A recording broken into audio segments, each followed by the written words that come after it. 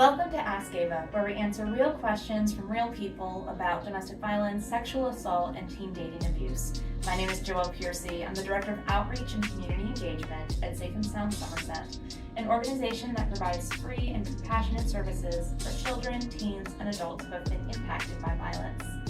I'm here today with special guest Jessica Fernandez from Caldwell Banker Realty. Thanks for joining us again. Thank you for having me. I love being here. Yeah, so we're continuing on our series of topics, answering questions about different types of abuse besides just physical abuse. Today is one that I know I've said this before, we get a lot of questions about. We really get a lot of questions about this, and it is jealousy and isolation. It can look like, does my partner have a right to say I can't talk to other guys or girls, or they're making me feel bad about spending time with friends. So this is definitely a big topic. So we're really excited to have this conversation today. Yeah, I'm happy too that we're touching on this one because this definitely leads to a lot of things. Yeah. So if someone's talking about jealousy and isolation in an abusive relationship, what are some things that come to mind for you? I mean, well, jealousy and isolation kind of go hand in hand, and I think I can say that for pretty much for all forms of abuse because I think, it does honestly. But jealousy and isolation definitely go hand in hand together in the sense that it's abuse basically in the form of controlling behavior. Yeah. I actually, was deep in this topic when I was going through my own healing process, going to therapy, and my therapist actually gave me a quote that I'm going to read. I wrote it down because it just pretty much defines what this is in simple words. And I remember her saying, she pulled this out of a book actually. It isn't love, it's fear disguised as possession and control. So I remember hearing that and knowing right away that what that meant was that the abuser is somebody who's probably a little bit of narcissistic or is narcissistic, and they lack a lot of self-esteem. They're dealing with their own security issues, and they're using their insecurity issues to control you. Yeah, and I think that word possessiveness is really interesting. Yeah. When we have conversations with teens about jealousy, they often frame it as, well, this is what's expected. It's disrespectful to talk to other guys or other girls when I'm in a relationship. And I say, well, okay, even if you agree freely with those relationship rules, what is this saying about possession in that relationship? It's a form of emotional manipulation, basically. Because they're using their insecurities to guilt you into controlling you. Yeah. Once they guilt you, they have power over you, and that's how they get you. That's how they control you, whether they're aware of it or not. And it's almost like then they use jealousy also as an excuse for other types of behaviors as well. Yeah, they accuse you of constant, cheating and lying and things like that, and it makes them feel like they can, get away with doing it themselves. They're going to accuse you basically of things that they're doing themselves, basically, and by accusing you of doing it, it makes them feel less guilty about what they're doing. And that reminds me of a situation we had where a young person said, well, they kept saying, well, you have to prove to me you're not cheating, and so therefore you have to give me access to your phone. Yeah. And you have to give me your location. And the student we were talking to kept saying, well, I just felt like if I kept giving them enough proof, it would just stop. But it never stops. It never stops because they're going to find another reason to accuse you of something that will give them control over you. Yeah, and now with social media being so big and everyone having these smartphones and things like that, they're gonna feel like they need to monitor your phone calls and your text messages and your social media, maybe even emails. But they're gonna want to have access to your location so that they can consistently know where you're at, and that's how they pull you in. It's hard to sometimes set that boundary because it now just feels second nature to us to just be like, okay, here's my location, here's my whole social media background, right? But if they're pressuring or forcing you and you're not comfortable with it, you do have every right to set those boundaries. You do, because if you don't, what's going to happen is that you're gonna, isolate yourself. And you know, because you're gonna want to, you're gonna feel like you're walking on eggshells, and you don't wanna start anything. So you start listening and doing what they tell you to do, because you're like, let me just, you know, give in and do what he tells me to do, because I don't wanna fight today. You know what I mean? It's a beautiful day out. I don't wanna fight. It's gonna ruin the rest of my day. So let me just do what he wants me to do. And then, you know, before you know it, you find yourself in isolation.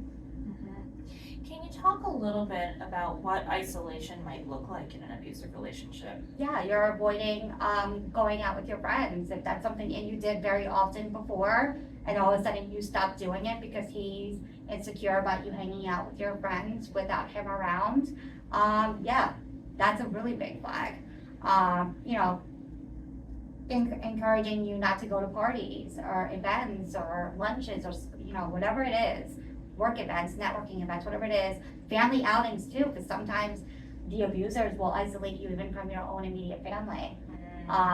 Yeah, that's another big one, because they know once they do that and they cut that cord, they're gonna have more control over you, because you're not, you know, the likelihood of you turning to your family for support and help And oftentimes, diminishes over time. Yeah, and oftentimes we're like, well, how can they cut you off from family?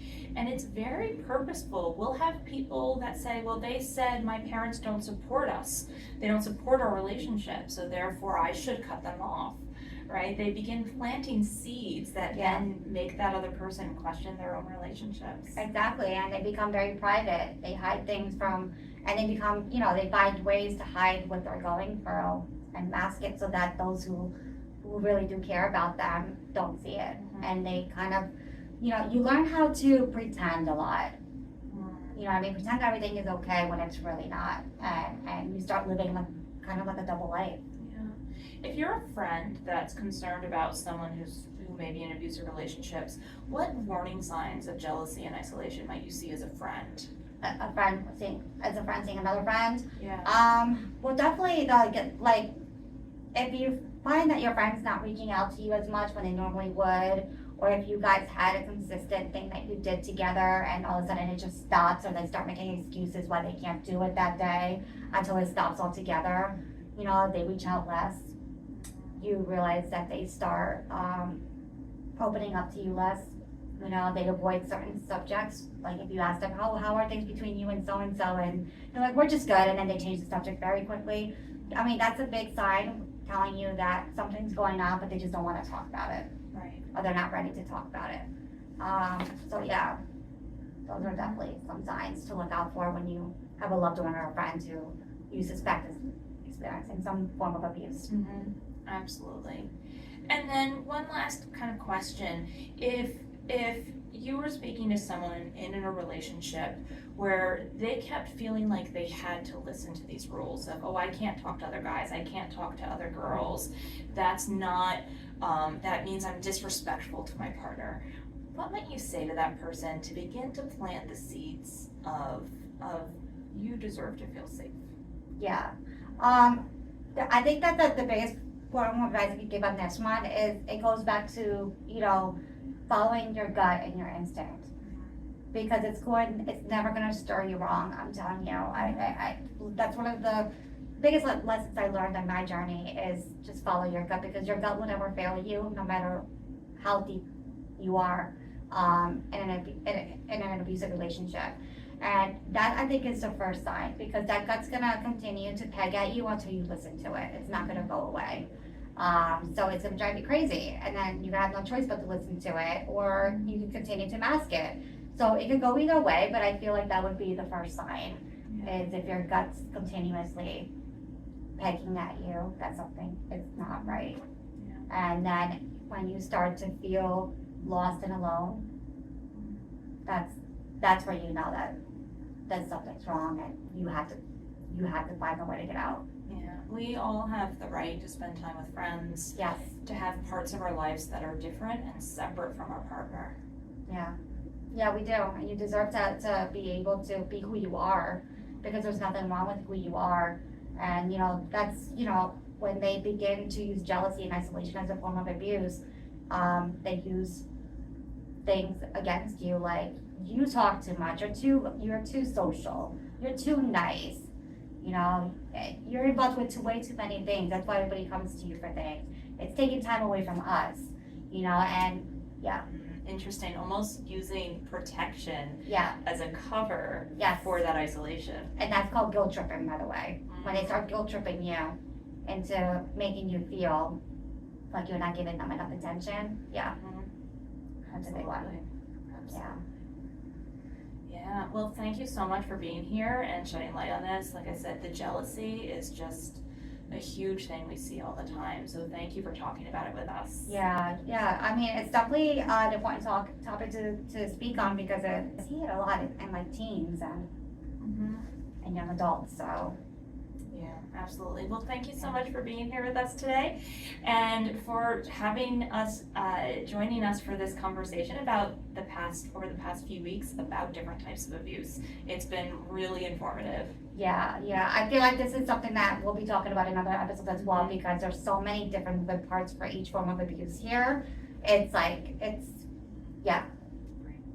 Well, thank you so much, and thank you for joining us today. If you or someone you know needs help, you can call or text Safe and Sound Somerset's 24/7 helpline at 866-685-1122 for supportive listening, safety planning, information, and connection to other resources.